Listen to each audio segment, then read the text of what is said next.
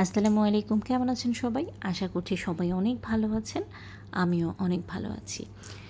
তো আমি আজকে আমার আলমারি থেকে খুঁজে, খুঁজে বের করেছি একটা হাতের কাজের শাড়ি, যেটা আমার বান্ধবী আমাকে করে দিয়েছে।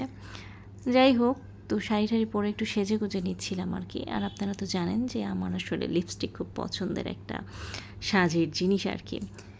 লিপস্টিক লাগিয়ে আমি অনেক আগের একটা কানের দুল, যেটা আমি কিনেছিলাম, আমি তখন ভার্সিটিতে মনে হয় 2nd ইয়ার কিংবা 3rd ইয়ারে পড়ি।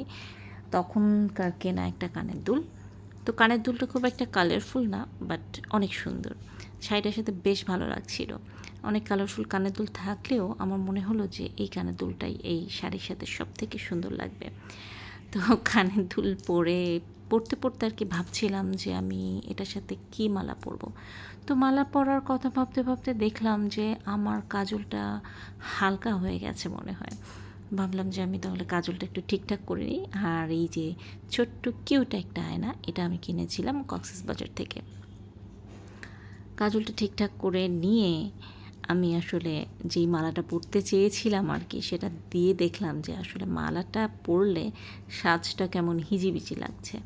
কারণ মালাটা অনেক কালারফুল, শাড়ির পাড়টা অনেক কালারফুল, কেমন যেন লাগছিল। এই জন্য আর আমি কোনো মালা টালা পরি নাই।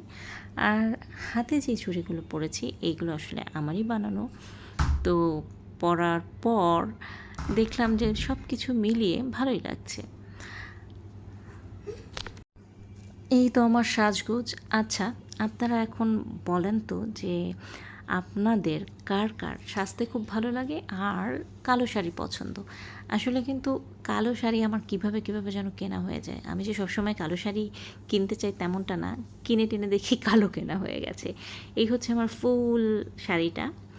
আর শাড়ির আঁচলটা ছিল ছিটা, ছিটা কাজ করা। তো শাড়িটা কেমন লাগলো সবাই জানাবেন। ধন্যবাদ।